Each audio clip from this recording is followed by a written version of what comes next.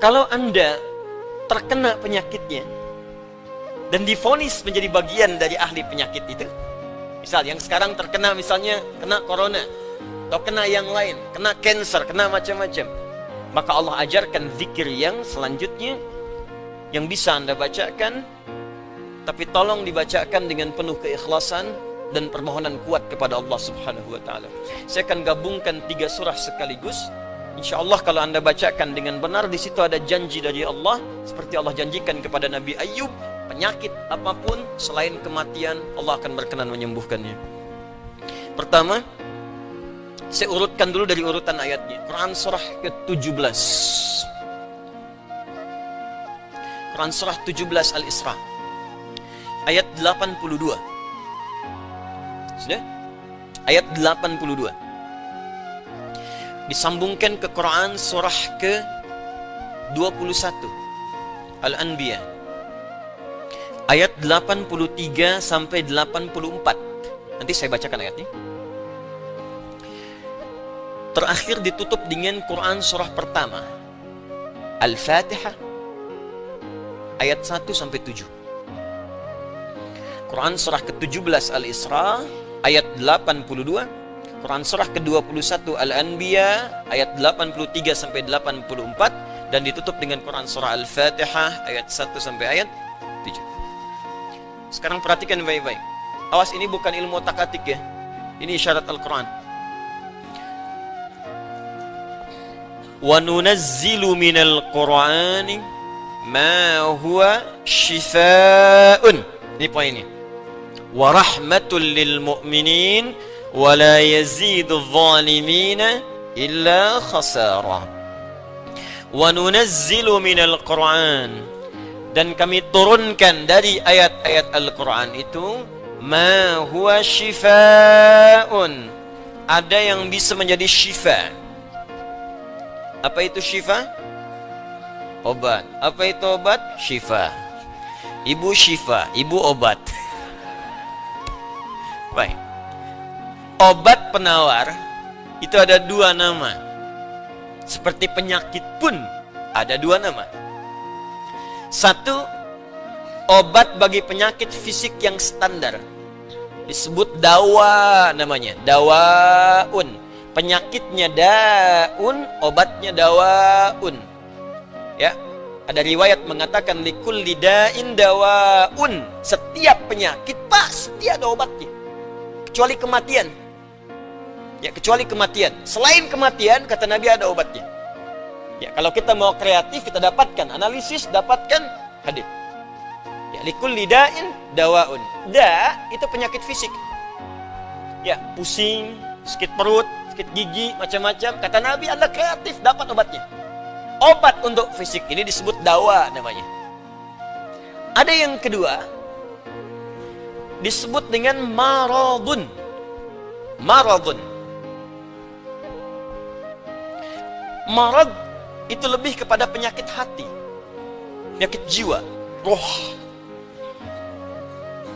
Ini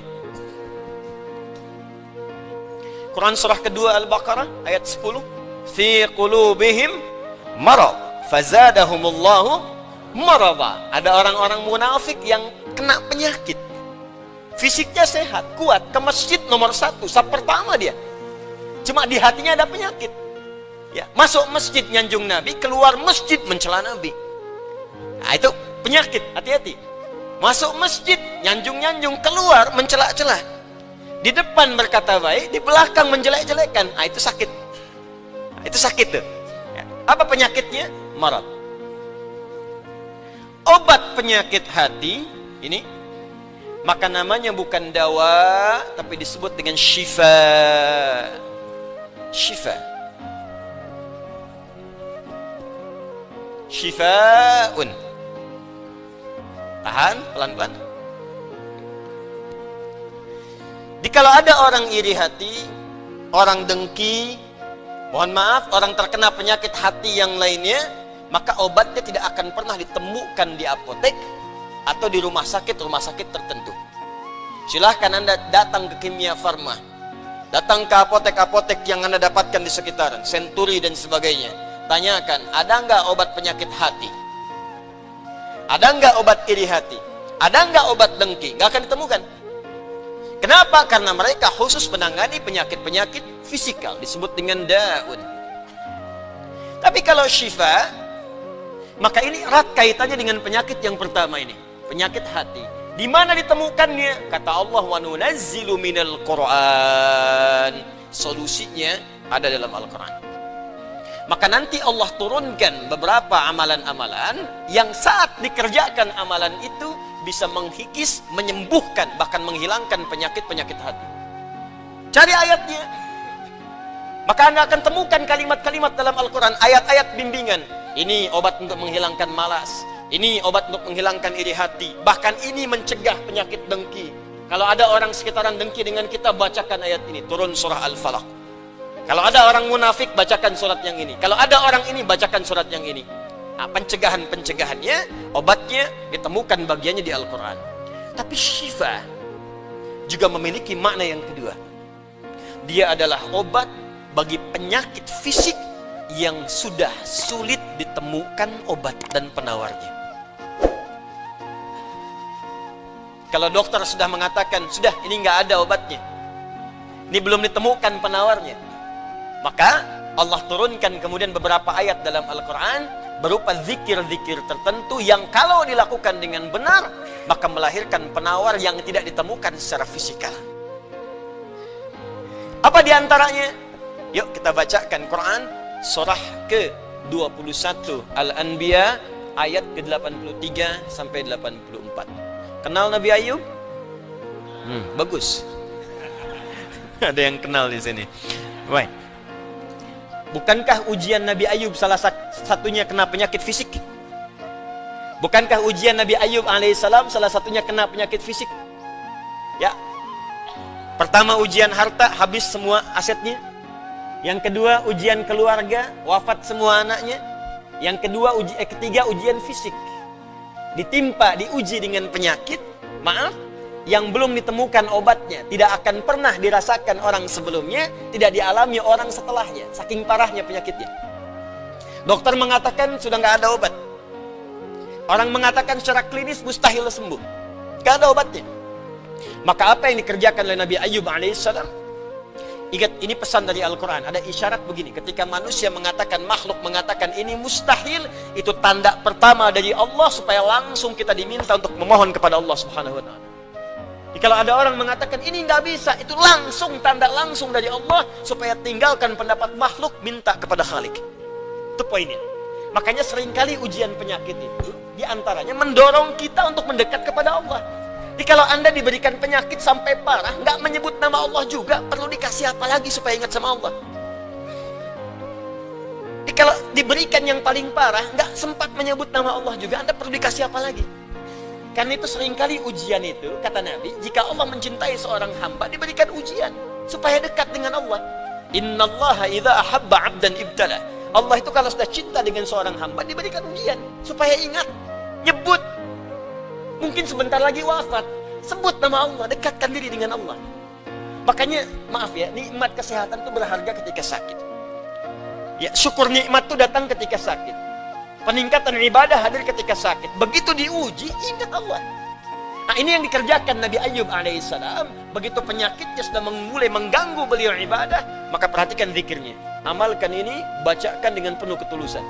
Wa ayyuba, dan kami buka kisah Ayub alaihissalam. Idh nada rabbahu anni massani yadurru wa anta arhamur rahimin. Ini zikirnya. Anni massani yadurru wa anta arhamur rahimin. Anda boleh bacakan dari sini. Ya, anni massani yadurru wa anta arhamur rahimin. Allahumma anni massani yadurru wa anta arhamur rahimin. Allahumma anni massani yadurru wa anta arhamur rahimin. Dalam tahajud Anda mohon kepada Allah.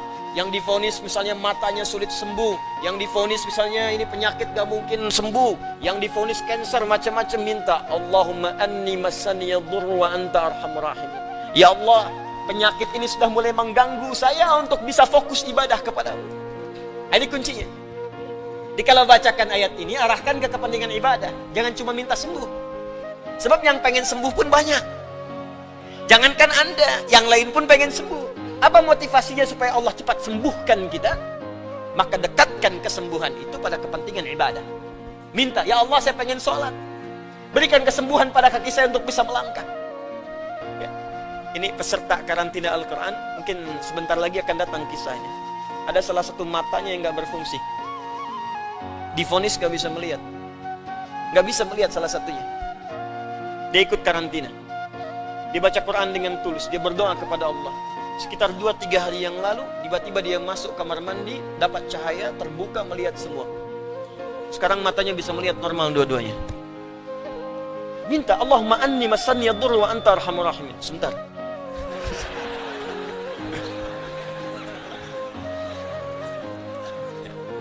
Ya Allah, ini penyakit sudah mulai mengganggu saya untuk ibadah. Saya pengen ke masjid ya Allah. Saya pengen Jumatan.